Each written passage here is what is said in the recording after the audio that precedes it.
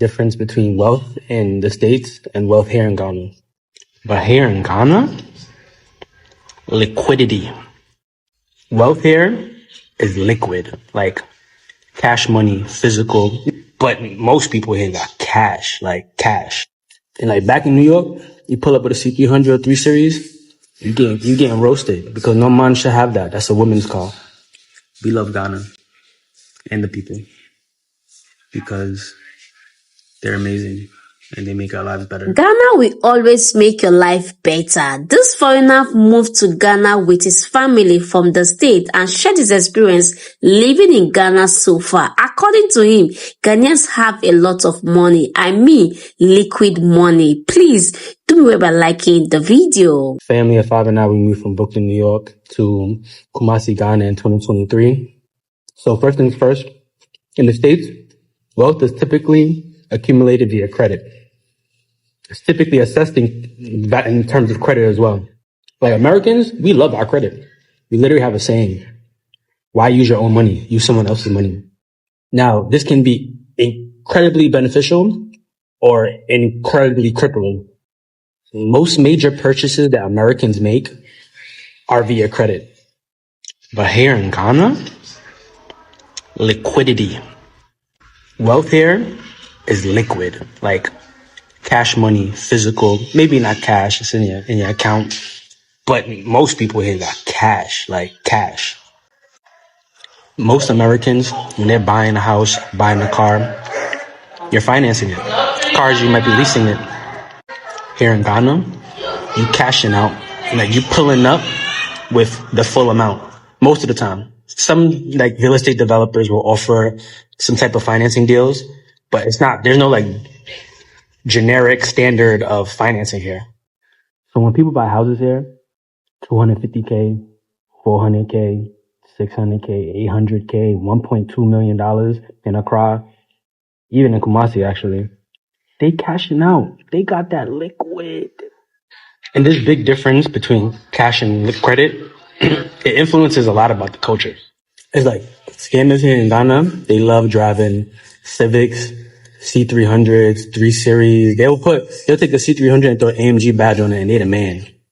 And like back in New York, you pull up with a C300 or 3 Series, you getting roasted because no man should have that. That's a woman's car. But most Americans can't go cash out 20K, 25K for a car. They can't. Or they won't because it will seriously hurt them. We bought a car here and we got it from an auction here in Ghana. So we got it for like half the price we would have paid if we were to buy the same car at home. But that shit hurt. I ain't want to cash out with that money. That shit hurt. Even when it comes down to corruption, I heard there was a politician that they found like millions of dollars, US dollars cash in her poly tank for water, her water tank. It just shows that if you get into it in Ghana, you're getting to it. So my experiences of living in Ghana as an Asian man. So first things first is Ghanaians, before they see like a specific race or culture, they just see non-Ghanaian, foreigners. Like I'm a foreigner first and foremost. I am a non-Ghanaian, but they call it a brony, which is like their word for like fair skinned person or individual or like a foreigner. Then they see me as Asian man, right? So with that, people ask me like my Japanese, Korean, Chinese, some get confused. And then, most people though, they assume Chinese because there's a lot of Chinese people here in Ghana, like a lot. And that just comes with its own stigmas because Chinese people, my people, are unfortunately the modern day colonizers. We are in every single country doing business, really exploiting any type of economy for money, really and truly. That's what China's doing. So here in Ghana, there's a lot of Chinese people that have set up legitimate businesses like restaurants, real estate, like hotels, hospitality stuff. But there are a lot of Chinese people doing what they call galamzi, which is illegal gold mining. Ghana is known for having a lot of gold and a lot of minerals and precious metals in general. But gold is huge here. So, I do get some of those kind of like very few, very, very, very, very rare, but I have gotten little slights like, like I'm Chinese and my people are here exploiting the land, which they really are. Like they truly are. But one thing that Ghanaians, like us, a lot of Ghanaians I notice don't understand is that I'm Chinese American. I'm not just Chinese. I'm not just American. I'm Chinese American. That in itself is his own identity. And I think my experience here in Ghana is a little skewed too, because I grew up in Brooklyn, New York. Like, I grew up in the hood. So like, I grew up around predominantly black people. And then like when I got to like high school and college is when I was really exposed to like Hispanic people and like more Asian people, like of, Chinese, Korean, all of that. So I'm used to being around predominantly black people.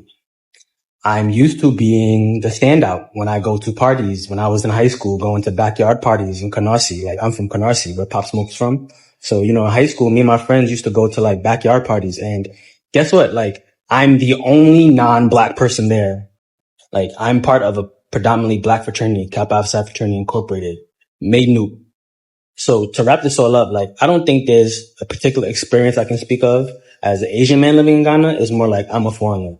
Like, I don't really think that they treat me differently being an Asian man. Like I said, there's some little like slights and stigmas attached with me being Chinese and people just assuming I'm Chinese too, or, assuming correctly, because of what the Chinese people from China are here doing to their country. Right. But generally, like, that's rare. Most people are just nice to me and they just treat me like any other foreigner, really, in my opinion. Yo, I just realized how spoiled Ghana has made me. So boom, we have a nanny and a property manager, is what I call them. They live on the compound with us. They're brother and sister, right? So she's, she has experience. She's amazing. She, cleans the crib, like the bedrooms, the downstairs. She cooks all 3 meals for the kids. So like for parents out there, like, you already know, like, that's a heavy burden lifted where you're not like forced to have to like literally think 3 times a day, what am I going to feed these things that I'm responsible for? She also cooks like amazing local food, like amazing. Like, and recently they had to go back home and they left us for a weekend. And now all of a sudden I felt like I had to be an adult again, like, without realizing. So like, my wife would, spend the time with the kids, and it's like, we have a 5-year-old, 3-year-old, and 1-year-old, like, handful. Absolutely. Whoever said after 2 is all the same, you lied. You lied. So she'll be with the kids. So I'm doing all like the cooking, the cleaning, washing laundry, washing dishes. And it was like, yo, I miss them. I miss my nanny and my property manager. Like, I miss them. Like, outside of like them being kind of like family, like, the things they do for us is actually impactful. Like, the amount of time that we save not having to do those tasks is insane. Like, cleaning a compound is like half a day. Half your day is gone. It's gone. Like, half your day from 8 a.m. to like 12 p.m., 1 p.m. Like, it's gone. Absolutely done.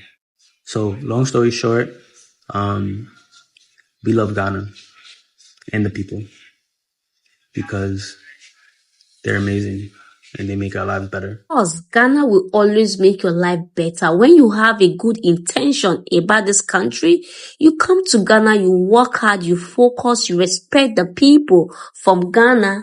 There's no way you will not get what you came here for. Look at the way this foreigner is so happy living in Ghana so far. This man live here with his family and his children. They live in Kumasi, but look at the way they have been living peacefully and happily in the country. Ghana is a blessed country we have in this continent. Trust me, we are so happy to have our motherland, Ghana. But there is something this man said that really caught my attention about this video. It's the fact that he said Ghanaians have a lot of money. I mean, they spend a lot of cash. Yes, so Ghana people there, you don't even know who is rich, you will not know who is poor. These people, they can, if you think that you look a Ghanaian person to classify who is rich and who is poor, you are making a big mistake. Because in Ghana, you cannot classify the rich on the poor. Just respect every being, everybody you see in Ghana. Don't think that one person is low, one person is high, because in Ghana, you can really be mistaken and you will just be deceived.